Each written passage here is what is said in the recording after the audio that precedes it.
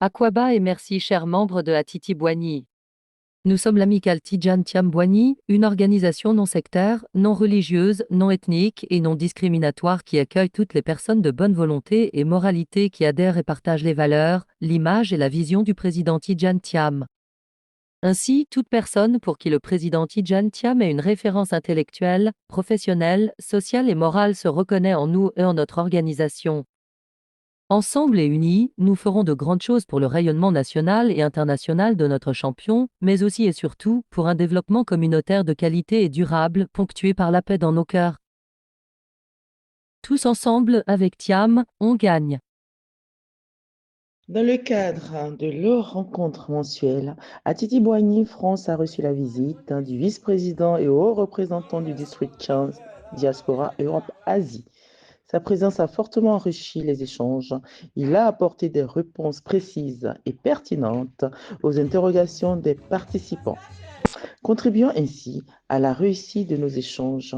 Je vous laisse suivre nos reportages. Merci d'avoir répondu présent.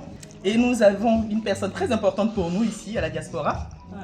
C'est monsieur l'UHR, on va dire l'UHR, Kofi qui est là. Acclamez-le s'il vous plaît.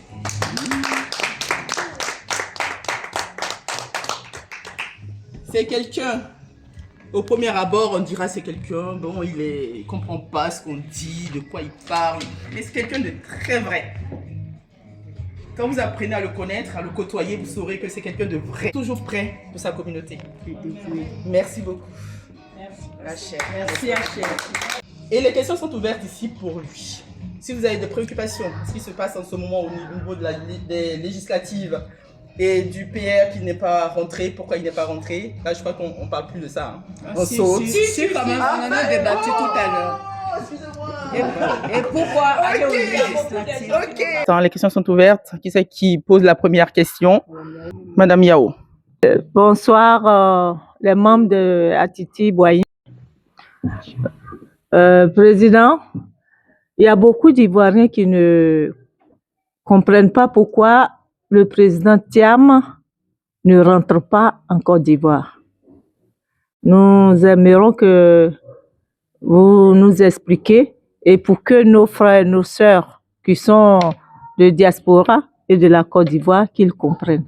Parce qu'il y a beaucoup qui ne comprennent pas pourquoi jusque-là ils ne rentrent pas. Voilà. En tout cas, merci beaucoup, Madame Yao. Bonsoir à tout le monde. Je vais vous dire que le président Thiam est en train de faire un travail à l'international. Souvenez-vous bien que M. Alassane Ouattara, pour avoir raison de ses prédécesseurs, a fait le travail à l'international. La Côte d'Ivoire n'est pas un pays qui vit en autarcie. Et vous savez bien que certaines décisions se prennent à l'international. D'où son travail ici. Étant donné qu'il est en alliance du Front commun avec le président Gbagbo, on ne peut pas mettre nos deux œufs dans le même panier. Lorsque le président Gbagbo est sur le terrain là-bas, en train de travailler, lui, il est à l'international ici pour faire le travail, afin que, au finish, on puisse atteindre l'objectif qui est de récuser cette mascarade du 25 octobre qui fait de celui qui ne devrait pas être président de la République de Côte d'Ivoire. Sur ce, il n'y a pas photo. Aujourd'hui, toute l'opposition est d'accord que ce mandat-là ne doit pas se faire. Le président Ouattara était resté à l'extérieur pour dire que lui, il va rendre le pays ingouvernable. Il a réussi vraiment à rendre la Côte d'Ivoire ingouvernable. Mais nous n'avons pas les mêmes approches. Parce que lorsque eux, ils disaient que parce qu'ils portaient Dréba sous le président Gbagbo, que c'est par rapport à ça qu'ils ont pris les armes pour diviser le pays en deux, aujourd'hui, l'opposition responsable ne voit pas les choses pareilles.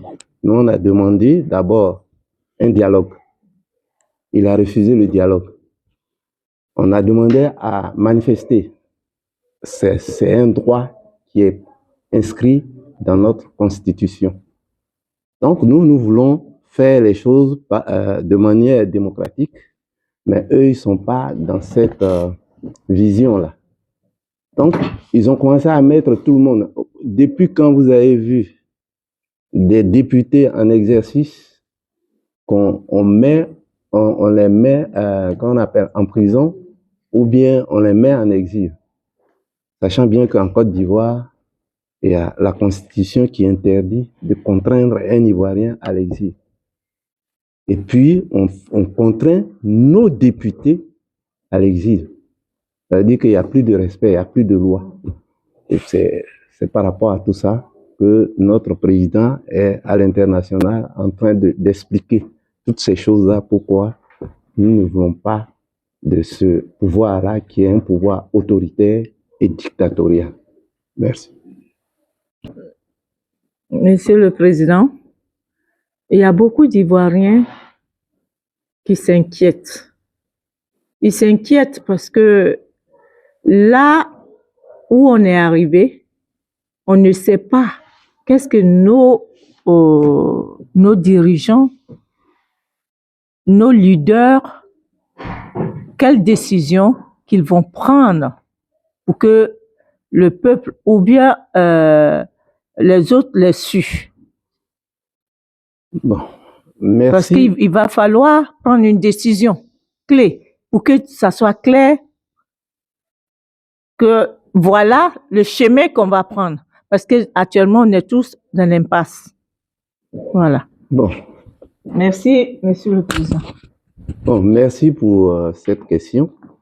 Vous savez bien qu'aujourd'hui, tous les Ivoiriens sont en prison à ciel ouvert, qu'on le veuille ou non. C'est-à-dire, pourvu que tu prononces quelque chose qui ne va pas dans le sens du RHDP, dis-toi qu'il y a les encagoulés qui viendront te rendre visite, te kidnapper et puis t'envoyer à la MACA. Bon, ils appellent ça PPA. Si tu as de la chance que tu n'as pas été tué, tu seras à la MACA. Et donc, aujourd'hui, c'est au peuple de prendre ses responsabilités, comme ça s'est fait dans les autres pays environnants. On a des exemples. Hein. L'AES, c'est pas tombé du ciel comme ça. Les gens ont pris leurs responsabilités. Quand on voit qu'il y a des dérives et que le peuple ne peut pas supporter, ce peuple-là doit se lever et prendre ses responsabilités. Et à partir de là, on peut voir. Quand on voit les déguerpissements à visage inhumain, où les Ivoiriens, en pleine année scolaire, les enfants viennent, leurs écoles sont cassées, les mosquées sont cassées, les églises sont cassées, les gens sont obligés d'aller dormir dans les cimetières. Est-ce que c'est ce que les Ivoiriens veulent? Non. C'est pour ça qu'on dit, ces gens-là, il ne faut pas les suivre. Ils vont semer la terreur, c'est vrai, mais si on ne prend garde, si on ne prend pas nos responsabilités, ben, notre pays va nous échapper à jamais. Et c'est ça qui fait qu'on est condamné à suivre nos leaders là. Parce que eux, ils sont dans une vision telle que la Côte d'Ivoire était. Parce que notre terre là, la terre d'hospitalité qui est devenue aujourd'hui une terre de tout le monde, et les gens viennent, tous les apatrides viennent accaparer notre terre et ils veulent garder cette terre-là. On n'est pas d'accord avec ça. Parce que nous sommes les propriétaires de ce pays-là. On ne peut pas quitter quelque part comme le président Gbagbo. Tu ne viens pas me trouver chez moi et puis me dire que, comment on appelle, je ne suis pas chez moi. Je ne peux pas être, comment on appelle, sur la liste électorale, je ne peux pas voter, on ne peut pas me voter. Ce n'est pas normal. Ce n'est pas normal. Madame Adji prend la parole. Merci. Bonjour Haché, bonjour messieurs et dames de Atiti-Boigny.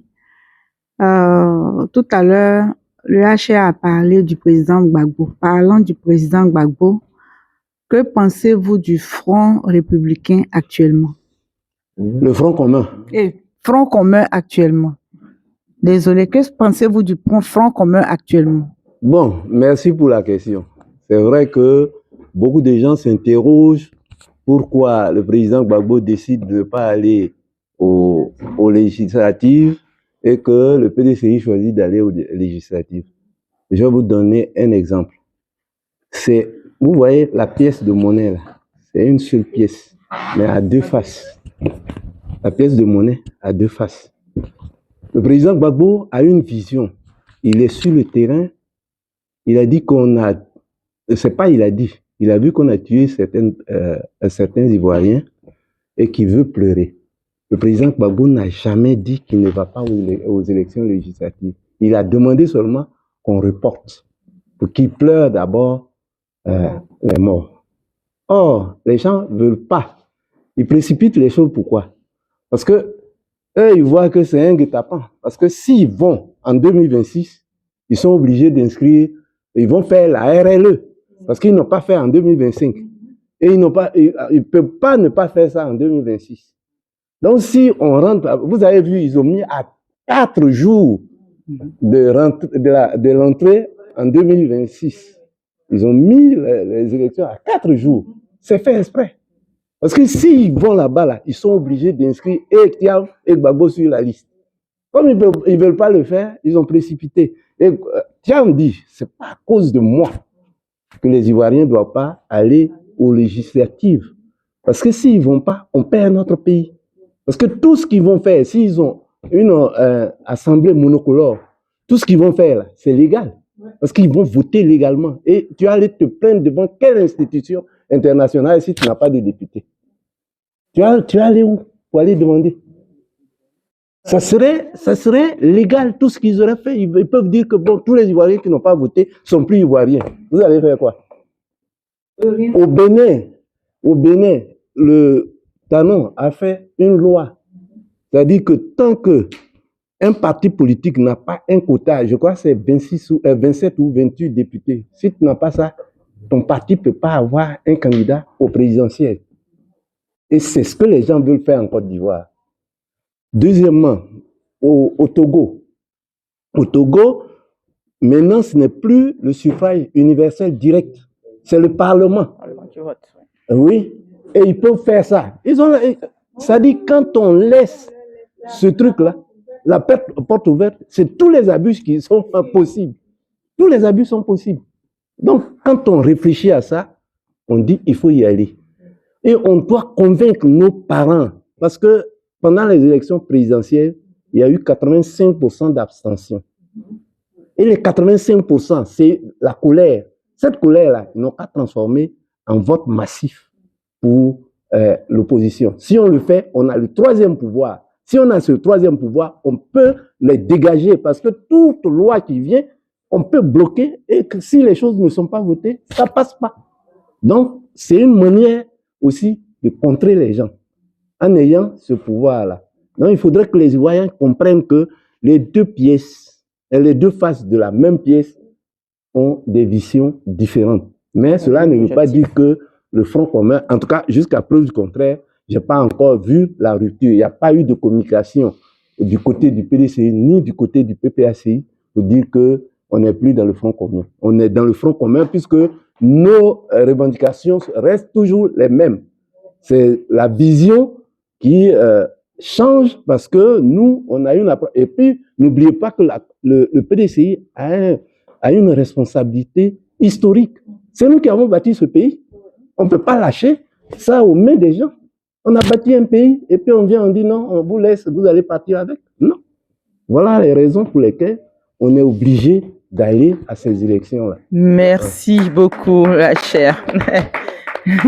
J'espère que Mme Adjei a été satisfaite de la réponse du PR.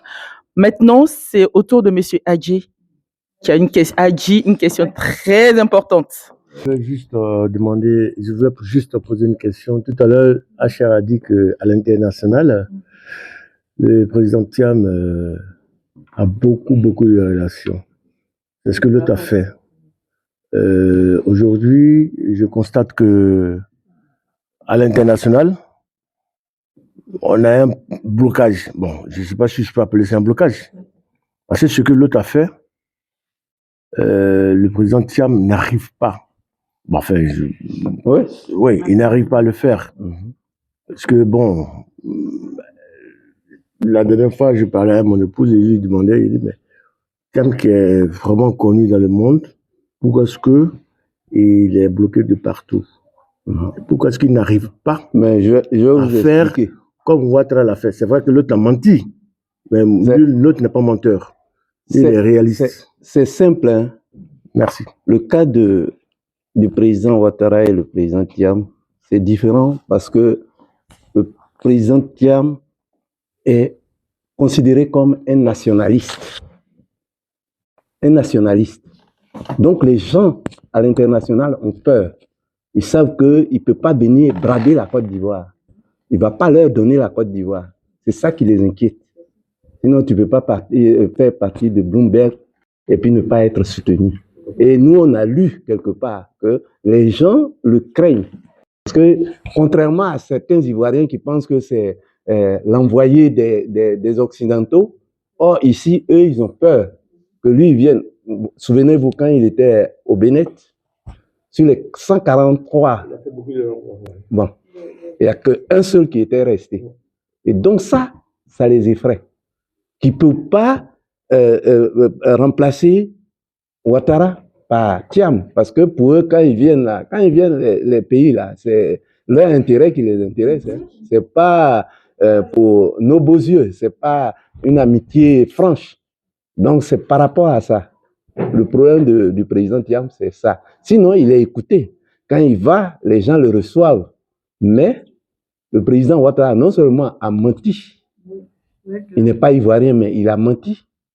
Et les gens savent que c'est pour ça. Et puis, il était tombé à un moment où c'était son ami qui était aux affaires ici, M. Sarkozy. Donc, ça l'a aidé. C'est lui qui est allé bombarder. Et puis, il a délogé le président Gbagbo. Sinon, si c'était au corps à corps comme ça, si la France ne s'était pas mêlée, les gens n'auraient pas eu raison du président Gbagbo. Il aurait fini avec ces gens-là. Donc, il faut comprendre que le président Oufo aussi a dit que la goutte d'eau qui tombe pendant longtemps à un endroit d'un roc finit par percer le roc le plus dur. C'est le travail que le président Thiam est en train de faire. Il a dit les gens viennent avec des mallettes. Vous savez, les gens même à l'international, là, ils sont friands de ça. Quand il vient avec les mallettes pour donner, pour dire qu'il n'y a que moi, il n'y a que moi. Il n'y a que moi qui peut faire qu'il peut avoir ça. Il n'y a que moi qui fait qu'il n'y aura pas le terrorisme. Il n'y a que moi qui vais sauvegarder vos intérêts. Bon, ben, qu'est-ce que vous voulez? Puisqu'il n'y a que ce seul son de cloche qu'ils entendent. L'autre vient, il propose rien et il dit, moi, je veux qu'il y ait la démocratie chez nous. Parce que la démocratie n'est pas à géométrie variable. Il n'y a pas de démocratie pour les Occidentaux et puis démocratie pour l'Afrique. Même s'il y a un président ici qui avait dit que la démocratie était un luxe pour l'Afrique, mais bon, c'est dire que aujourd'hui les gens ne se rendent pas compte que il y a des valeurs en Afrique là-bas qui sont même plus importantes que certaines valeurs ici.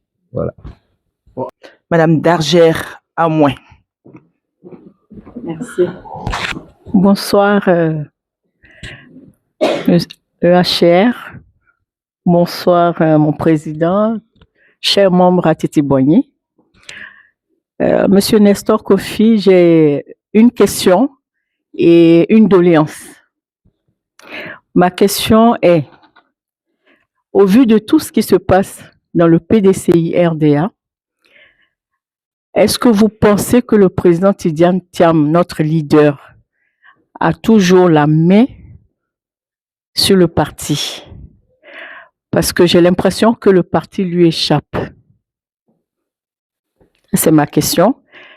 Et ma doléance, c'est que nous, membres, mouvement thiamiste, nous avons fait tout ce que nous pouvons pour le porter pour qu'il est notre candidat et qu'il soit notre président. Malheureusement, il a été éjecté. Pas parce qu'il ne peut pas, mais parce qu'il n'a pas pu, on ne lui a pas permis d'être président.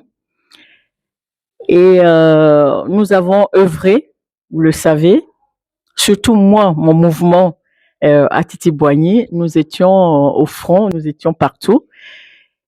Et tout ça s'est passé. J'aurais voulu que notre leader nous reçoive, tout mouvement compris, c'est pas que, voilà, tout mouvement de soutien au président Thiam, qui nous reçoivent et qui nous parlent. Est-ce que vous pouvez lui porter ce message et qui nous guide? Je sais que vous faites le mieux pour pouvoir nous conduire, nous dire ce qu'il en est. Mais moi, j'aurais voulu que le président Tidjane Thiam reçoive tous les mouvements thiamistes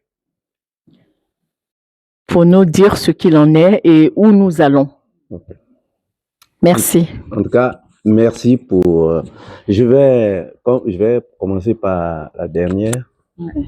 Je vais lui porter le message pour qu'il reçoive, quand il sera en France, qu'il reçoive les mouvements qui l'ont porté et qui le portent.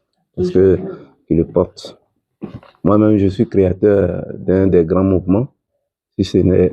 bon, toute humilité mise à part, parce qu'on est à 100 000 personnes. C'est Concorde qui est le plus grand mouvement de thiamistes. Et c'est tout à fait normal. Pour vous dire, hein, parmi les candidats là-bas en Côte d'Ivoire, Concorde a 9 candidats qui ont été validés, qui vont aller compétir. Voilà. Donc, pour vous dire que nous sommes sur le terrain et on se bat pour le président Thiam. Sachez aussi que c'est pas, comme vous l'avez si bien dit, c'est pas le président Thiam qui a refusé, ni le président Gbagbo qui ont refusé d'aller aux élections. Ils les ont exclus parce qu'ils ont voulu prendre les seconds couteaux pour pouvoir aller dire qu'ils les ont battus. Bon, c'est des gens qui étaient des faire valoir pour pouvoir cautionner ce qui est inqualifiable, parce que pour moi, il n'y a même pas photo. Quand un homme n'a pas de parole, il disait que lui, il faisait cette constitution et qu'il n'avait pas droit à d'autres mandats et qu'il n'a pas respecté. C'est pas un homme de parole. D'ailleurs, souvenez-vous, paix à son âme, le président Bédi a dit, quand il quittait en 2018, il a dit que ce ne sont pas des hommes de parole. Parce que le 17 septembre 2004, il avait fait l'appel de Daoudou, faisant de lui un candidat, même en écartant toute possibilité au PDCI de se candidater. C'était sur base d'accord. Mais il n'a pas respecté et au finish, le président Bédier l'avait quitté. Bon. Aujourd'hui, le président Thiam, je veux vous dire, il suscite l'engouement. Parce que depuis son arrivée, le PDCI a été un parti très attractif, puisque grâce à lui, il y a eu plus de 75 000 adhérents. Et les gens, c'est vrai, il y a quelques pontes qui sont là et qui font comme si c'est eux qui maîtrisent le PDCI. Non, il n'en est pas. C'est pas vrai. C'est pas vrai. C'est le président Thiam que les gens veulent au PDCI. La majorité, si aujourd'hui on vote encore, il aura la majorité. Et je sais que nous travaillons, mais le PDCI étant un parti de dialogue, on a intérêt à faire en sorte que tout le monde revienne au bon sentiment, parce que c'est dans cette union sacrée que nous pourrons avancer. Donc, on va essayer de régler les problèmes internes pour éviter. Vous savez, tout choix est difficile. Mais certains députés qui ont fait 3 mandats, ils veulent continuer alors que, bon, les cadres, c'est pas ce qui manque en Côte d'Ivoire. Donc, du coup, quand on n'a pas porté le choix sur ces députés, ils vont se plaindre, oui, on m'a exclu, on a fait ci, on a fait ça. Même, je peux prendre le cas de notre frère Guikaïvé.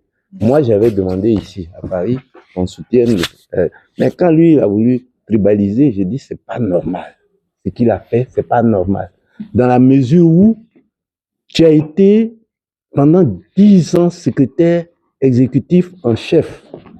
Le président Bédier est mort. On n'a pas encore fait de congrès. Tu n'as pas encore fait le bilan de vos 10 ans de gestion. Il n'a pas encore fait. Donc, tu te lèves et puis tu dis, je veux prendre le parti. Qui t'a donné le quitus? On veut savoir ce que tu as géré pendant les 10 ans. Quel est le résultat?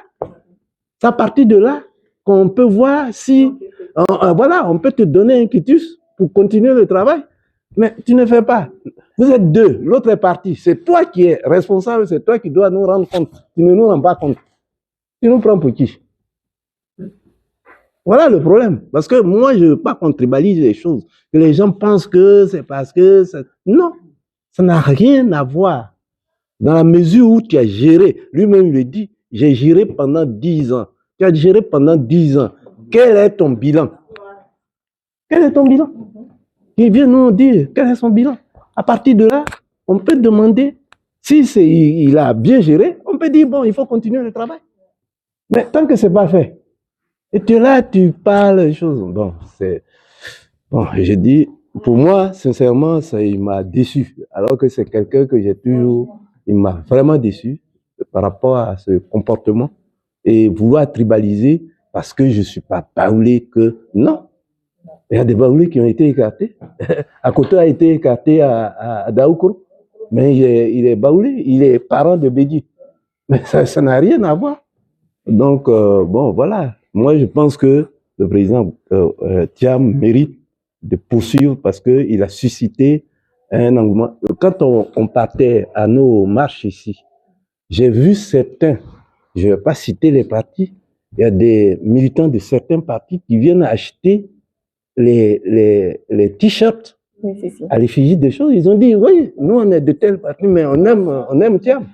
On va voter Thiam. Alors, donc, en tout cas, moi je pense que rien n'est encore perdu. Tenons bon, allons transformer notre colère en vote massif pour prendre le troisième pouvoir. Pour moi, dans tous les pouvoirs, le pouvoir le plus puissant, c'est le pouvoir du peuple. Quand on parle du peuple souverain, ça se passe à l'Assemblée nationale. C'est là-bas seulement. Donc, voilà ce que je peux vous dire. Okay. Merci beaucoup, Monsieur Hacha. Maintenant, on donne la parole à Monsieur Ngoran David. Il vient d'être au pic. Voilà. Ok, déjà, je vous salue. Et toutes mes excuses au cas où cette question aurait été posée, puisque je me suis déplacé un tout petit peu. Voilà, donc comme elle a dit, je viens d'Abidjan, donc je viens du terrain. J'appartiens à une structure d'enseignants du supérieur. Et après les présidentielles, il y a un ensemble d'inquiétudes qui montent. On se pose la question de savoir, en termes de visibilité, quand est-ce que le président compte rentrer à Abidjan? Bon, comme vous n'étiez pas là, je l'ai dit, hein, je disais qu'il est en train de faire un travail à l'international ici. Dès lors qu'il n'a pas encore bouclé, il ne peut pas y aller. Dans la mesure où nous sommes en alliance en tant que front commun, ils sont deux.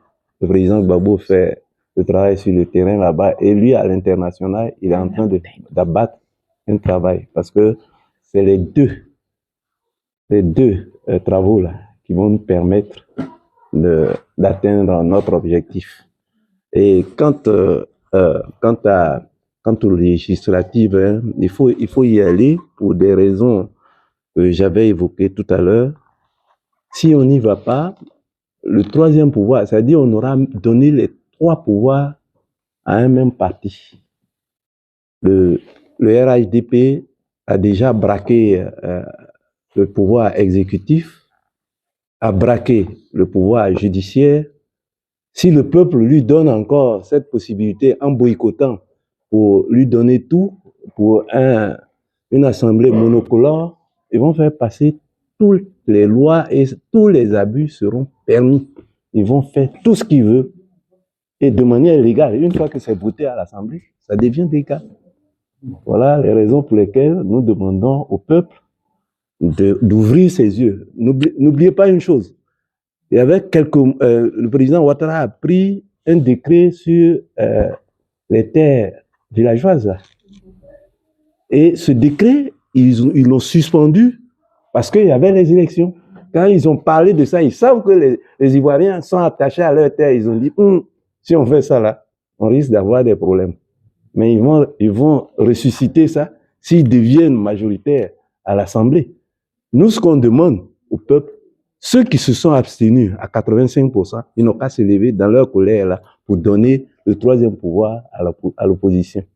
Il faut qu'on cherche à les convaincre. Chacun de nous doit d'abord être convaincu et puis aller convaincre nos parents pour leur dire que il ne faut pas que le pouvoir, le troisième pouvoir, aille au RHDP. S'ils sont, ne serait-ce que les 2 tiers, ils peuvent faire tout ce qu'ils veulent. Donc, il faut qu'on y aille. Voilà ce que je peux répondre. Je ne sais pas si j'ai pu répondre à votre question.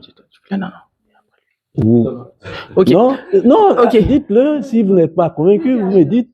Non, en fait, pour ce qui est de il n'y a pas de problème avec ça. Hein. Oh. C'est normal qu'un parti ne se pas disparaître, en tout cas, se présente aux élections locales. Ma préoccupation, qui est celle de la plupart de ceux que j'écoute, c'est l'absence prolongée du président. Et c'est le manque de visibilité. Oui, on est d'accord qu'il travaille. Mais s'il n'y a pas, bon, on ne va pas communiquer dessus, mais s'il n'y a pas un calendrier assez clair pour que les gens sachent que bientôt, notre président est là avec nous, il viendra. Et qu'on dit il travaille, à un moment donné, sa présence est importante sur le terrain. Il viendra. Voilà, c'est ce que voilà. Comme tu as un frère Baoulé, le Baoulé dit, c'est quand la femme dure dans la cuisine que sa sauce devient bonne. Voilà. D'accord. Hein? D'accord. Voilà. Fulgence Gabra, effectivement, ce que le professeur vient de signifier, comment faire pour pouvoir donner la communication pour que chacun puisse être satisfait par rapport à ce qui se passe au pays, vraiment. Nous sommes en train de, en tout cas, les Ivoiriens ont besoin de communication pour être solidaires plus sincèrement. Pour ce qui nous concerne, au niveau de la diaspora dont j'ai l'honneur de diriger, nous étions en réunion, c'est d'ailleurs pour ça que je suis arrivé en retard ici. On était en réunion, nous sommes en train de, sinon on a fini, de faire un projet sur ça, la communication, les éléments de langage que nous devons tenir face à ceux qui ne sont pas encore convaincus, qui pensent que c'est une traîtrise en allant à ces élections. C'est vrai, ça se comprend, parce que les listes n'ont pas changé, la CEI n'a pas changé, et ceci, cela. Mais sachez une chose, ce ne sont pas les mêmes élections. Les élections présidentielles n'ont rien à voir avec les élections législatives. Les élections législatives, c'est un rendez-vous d'un cadre d'une région avec sa localité qui va demander à ses parents de lui donner un quitus pour aller parler en leur nom, pour aller agir pour leur compte. Et ça, on a vu le cas de M. Aoussou Janon, le tout-puissant président du Sénat. Il est venu pour se présenter au régional à Toumoudi. Il a été battu. Pourtant, le président Ouattara a donné des milliards parce qu'il voulait faire basculer le V Baoulé dans leur escarcelle. Mais on l'a battu. Il est venu encore au sénatorial. On l'a battu. C'est d'ailleurs pour ça qu'on l'a enlevé du Sénat. Donc, c'est un rapport. Si nos cadres ne vont pas dans leur région et qu'ils attendent les échéances pour venir, c'est normal qu'ils soient battus. Mais si un homme va régulièrement dans sa région, même Ouattara lui-même vient là, tu vas battre Ouattara. Oui, je suis d'accord avec vous, parce que la raison pour laquelle je parle de communication. Oui, c'est ce que j'ai dit. On est en train de travailler, j'ai dit, on est en train de travailler dessus. Voilà. Pour, oui, là, aujourd'hui, la présidentielle, elle est passée. Oui. Nous sommes aux législatives. Oui. Comment amener les Ivoiriens à leur retirer les cartes d'électeurs pour que on va leur parler. On va pas attendre au dernier moment. On va leur parler. Voilà. On va communiquer. Je vais vous dire une chose. Cela suppose que si on ne va pas aux législatives, ça veut dire que les municipales qui vont venir et les régionales, on n'ira pas. Si on est dans la logique, on n'ira pas. Et si on ne va pas, nos mairies, vous savez ce qu'ils vont faire de nos extraits de naissance? Vous savez ce qu'ils vont en faire? Parce que si on ne va pas aux législatives, ça veut dire qu'on ne va pas aux municipales. C'est logique. Donc, il faut y aller pour ne pas que nos mairies tombent dans leurs mains. Déjà, même quand on y va, ils changent les...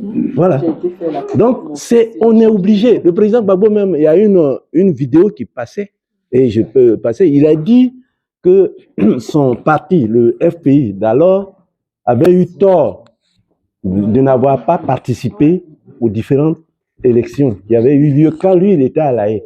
Mais il y avait eu plus de morts. Il y avait eu plus de 3000 et quelques morts. Mais il a dit ça. Et il a dit aussi que lui, il pensait que, il valait mieux une élection avec des fraudes que ne pas aller aux élections. Alors, le même avait dit en son temps, le combat que nous sommes en train de faire, si je tombe, enjambez-moi et continuez le combat. Qui n'a pas entendu ça? Bon, donc aujourd'hui, j'ai dit... Maintenant, comme il n'est pas tombé, il ne veut pas qu'on l'enjambe aussi, non? Oui, mais bon, on n'enjambe pas son corps. Mais c'est vous dire que, quel que soit le truc, on doit y aller. Pour éviter de perdre notre pays, pour éviter de donner carte blanche aux gens de faire de la Côte d'Ivoire ce qu'ils veulent. Voilà. On va peut-être prendre la dernière version. Oui. Nous avons une dernière question du docteur Boussou Viviane. Docteur en finance, économie, attention. Oui, bonsoir tout le monde, bonsoir l'UHR. Alors, effectivement, tout ce que vous avez dit, c'est du bon sens. Parce que je pense que faire de la politique de la chaise vide, c'est pas le bon choix. Parce qu'il faut qu'on soit représenté au niveau local pour que le peuple sache que même si les présidentielles, on n'a pas pu y participer, on est là pour eux. Donc, ma question, ma préoccupation, c'est justement par rapport à ces législatives. Parce que moi, j'ai vu que le PDCI, par exemple, n'a pas 200 candidats officiellement. On a 100 et quelques. 163, voilà, exactement. Et l'opposition réunie a à peine autant de députés que le RDR, RHDP. Autant de candidats, pardon, à la législative. 255. Voilà, c'est ça. Et que les indépendants sont plus de 600. Comment faire pour que, justement, quelle stratégie le PDCI compte adopter, ou l'opposition dans son ensemble plutôt, compte adopter, pour que à ces législatives-là, on arrive majoritaire à l'Assemblée nationale, sachant qu'il y a 600 et quelques indépendants. Comment les récupérer, ces indépendants? Je pense qu'au premier tour, ça va être difficile, parce que chacun voudra défendre son beefsteak. Ça, c'est normal. Mais au second tour, il faudra peut-être penser à faire des alliances. Quelle stratégie le PDCI et l'opposition dans sa généralité comptent mettre en place pour que justement on soit majoritaire à l'Assemblée? Parce que si on n'est pas majoritaire à l'Assemblée, même si on y est, ça va être compliqué de les empêcher de voter les lois qu'ils veulent voter. Bon, c'est vrai, on sera au courant. Donc, le peuple sera informé par la même occasion parce qu'on y sera. Parce que si on n'y est pas, forcément, les lois, on ne sera même pas au courant. On ne sera informé que lorsque c'est voté. Donc, ça, c'est un bon point qu'on y aille. Mais comment faire pour arracher le maximum de sièges pour être majoritaire? C'est ça ma question. Merci. Bon, ça, tu enfonces une porte entrouverte. Dans la mesure où le PDCI anticipe toujours sur le cours des choses. Quand ils ont créé le Rassemblement des Ivoiriens pour la démocratie, c'est le réceptacle qu'on a réservé pour tous ceux qui compétissent en dehors du RAITP. Donc, on se met là-bas et toutes les stratégies vont se dessiner à travers comment on appelle ça, RID. Ouais, c'est RID. À travers RID, c'est là que tout se passe. Parce que si le PDCI n'a pas couvert tout, c'est parce qu'il y a certains endroits où il pense qu'il ne peut pas peut-être gagner et il va se mettre avec telle ou telle personne qui est là-bas. Voilà. Donc, étant donné qu'il y a 600, là où je suis d'accord avec, c'est que les Ivoiriens ne sont pas des gens de conviction. Sinon, les 600 qui partent indépendants auraient pu dire que nous, on va former, nous, un groupe, voilà, parlementaire, mais ne pas se faire acheter la conscience par le RIDP parce qu'ils viendront avec les mallettes. Ça, c'est à cause sûr. Ils vont faire ça. Donc, on doit travailler sur ce point-là. Demander aux gens Arrêtez de vous faire acheter. De toute façon, si nous, on était venus aux affaires, moi, j'allais dire au président que dorénavant, si tu as été élu par tel groupe, tu ne peux plus aller te vendre quelque part. Ça, on allait faire inscrire ça dans la Constitution. Ils disent que oui, moi, j'ai été élu indépendant, mais ils disent que bon, ben, tant que je ne les rejoins pas, ils ne vont pas développer mon secteur. Donc, je suis obligé d'aller là-bas pour tout. Mais c'est un faux problème. Le Nord même qui est chez eux, là, ils ont développé quoi là-bas? Mais il faut que les gens ouvrent les yeux. Le Nord, là, ils ont développé quoi là-bas? Ça fait 15 ans. Tout est à Abidjan. Abidjan, ce n'est pas la Côte d'Ivoire.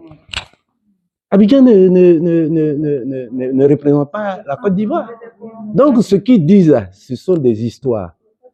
Tu vas aller là. On a vu beaucoup de gens. Quel cadre PDCI n'est pas allé là-bas? Jusqu'à même le premier ministre Duncan, ils ont fait quoi? Les gens ont fait quoi dans nos zones là-bas? Ils n'ont rien fait.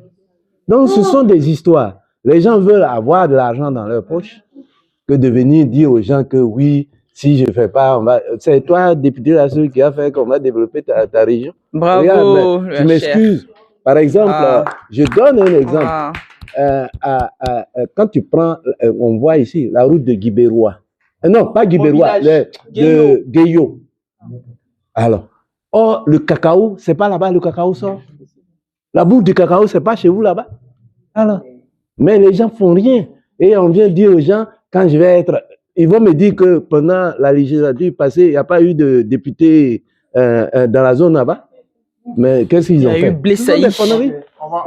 Oui, on a été très heureux de recevoir le haut représentant. Je sais qu'il y a des membres, des amis qui ont des questions encore, mais je vous informe que le HR est disponible tout le temps. On a d'ailleurs une émission qui est en projet avec lui. Donc, ceux qui ont des questions, ils auront l'occasion de les poser au HR au moment venu. On va communiquer sur cette émission. Mais pour ce soir, j'aimerais qu'on dise ensemble merci à HR. Merci infiniment. Et puis, vous avez une question encore? C'est pas une question. C'est pas une question. Bon. Une suggestion. Une suggestion. D'accord, allez-y. Une suggestion. Alors, c'est toujours dans la, on va dire quoi, l'urgence de la communication. Je souhaiterais que, au cours du mois de décembre, là, le président envisage une rencontre hebdomadaire avec les Ivoiriens, en ligne. Tous les lundis ou tous les mardis, peu importe, pour qu'il entende les gens lui poser des questions, pour qu'il échange avec eux, pour que les gens aient l'impression qu'il est avec eux sur le terrain. Ça, c'est important. Merci. Vraiment. C'est bien noté. C'est bien noté. Il avait initié à un moment donné, mais compte tenu des élections, des machins, mais je crois qu'il va réitérer. Voilà, il va rester en contact avec le peuple. On va lui suggérer ça. Merci, c'était à moi, à votre service.